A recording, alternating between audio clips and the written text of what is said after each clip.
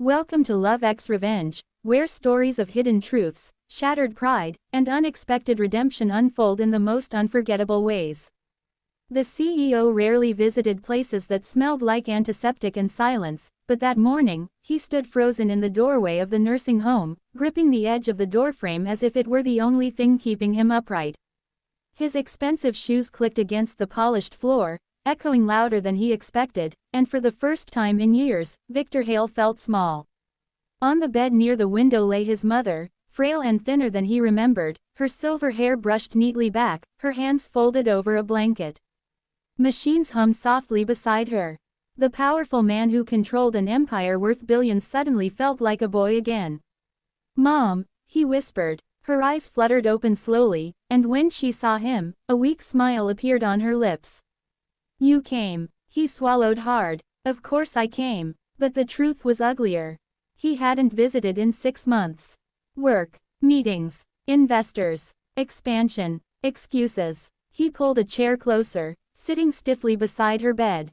"Are they treating you well here?"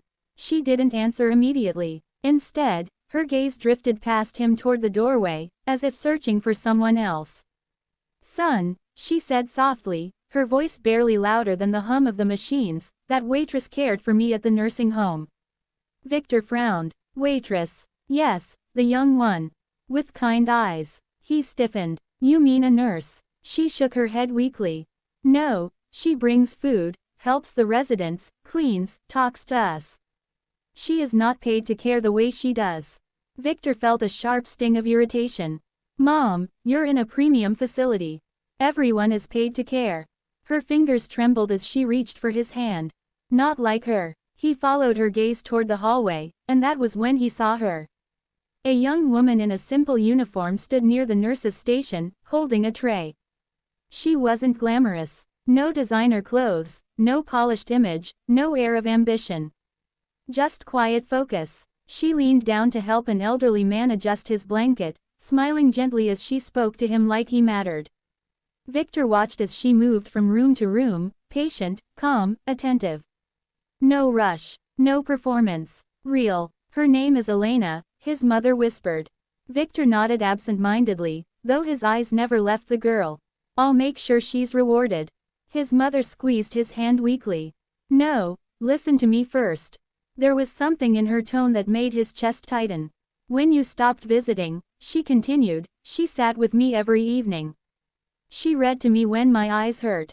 She fed me when my hands trembled. She talked to me when I cried."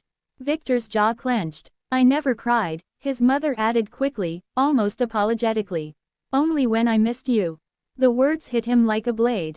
Before he could respond, a soft voice interrupted from behind.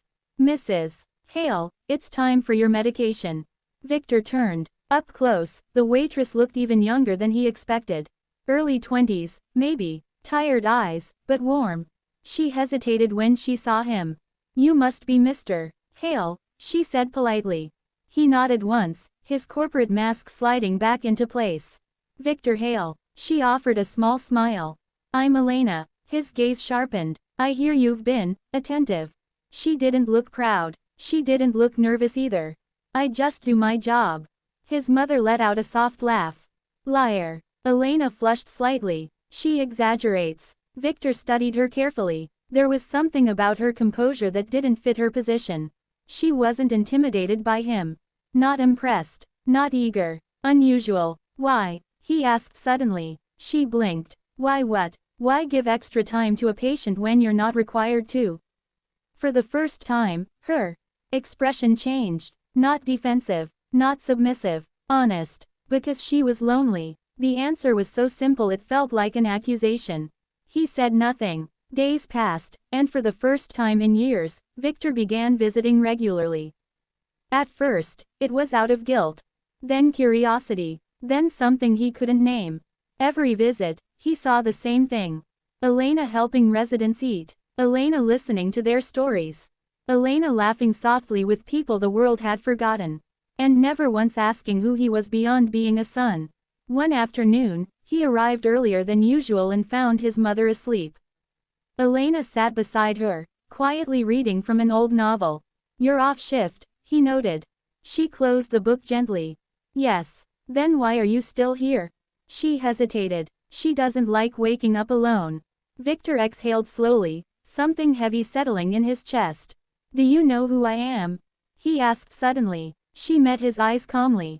Yes. You own Hale Industries. And yet you treat my mother like family.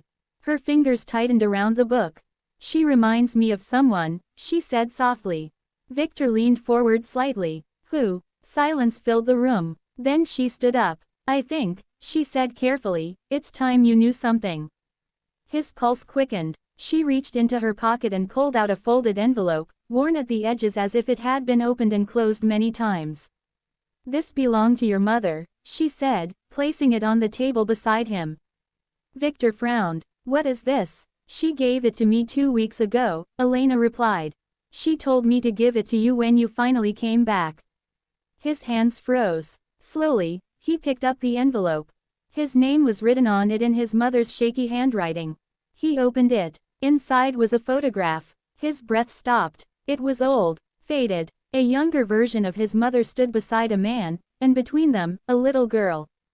A little girl with kind eyes. The same eyes. Victor's hands began to tremble as he looked up at Elena. She didn't look away this time.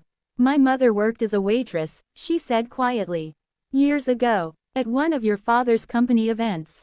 The room suddenly felt smaller. She got pregnant, Elena continued. But your father was already married. Powerful, untouchable. Victor's heart pounded violently. My mother never asked for anything, she said. Not money, not recognition, nothing. He couldn't speak. She raised me alone, until she got sick. Before she died, she told me one thing. Her voice cracked slightly for the first time. That the woman in this nursing home was the only one who ever helped her when no one else did. Victor's vision blurred. I came here for a job, Elena said softly. I didn't even know she was your mother at first. I only knew she was kind. And lonely. The photograph slipped from his fingers onto the floor. No, he whispered. His mother's weak voice filled the room. I wanted to tell you, she said, tears streaming down her face, but your father forbade it. He threatened to ruin them if I ever spoke. Victor turned to her, stunned. I sent money secretly for years, she continued. But after your father died, I lost contact. Until she walked into this nursing home. His chest tightened painfully. Elena stood still, her hands trembling now. I didn't come here for revenge. Silence. I came, she said, her voice breaking, because she was the only person connected to my mother who ever showed kindness. Victor stared at her as the truth crashed over him like a tidal wave. The waitress, the caretaker, the stranger, his sister, the powerful CEO who had conquered markets, crushed competitors, and built an empire felt something shatter inside him that no business loss had ever touched. All this time, while he signed billion-dollar deals, his own sister had been serving meals in a nursing home, caring for his abandoned mother. Alone. His voice failed. I didn't know. Elena's eyes filled with tears. I know. There was no accusation in her tone.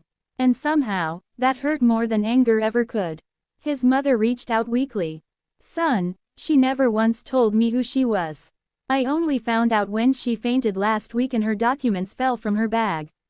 Victor turned back to Elena, devastation etched across his face. You knew, and you still stayed. She nodded slowly. She needed someone. The CEO of Hale Industries dropped to his knees beside the bed, something he had not done since childhood, and buried his face in his hands. For the first time in decades, Victor Hale cried. Not for money, not for power, but for the years stolen by pride, silence, and secrets. And when he finally looked up, his voice was raw. You cared for my mother when I didn't, he whispered. You showed her more love than her own son. Elena shook her head through tears. You're here now. He stood slowly, then did something no board member, investor, or rival had ever seen him do. He walked toward her, and hugged her, tightly. I don't deserve forgiveness, he said hoarsely. But if you allow it, I would like to start being your brother. Elena broke down in quiet sobs as she hugged him back, years of silence and pain dissolving in a single moment. Behind them, their mother smiled weakly through tears, watching the family she thought she had lost finally become whole again. And in that quiet nursing home room, the CEO's greatest loss was no longer his regret. It was the years he could never get back.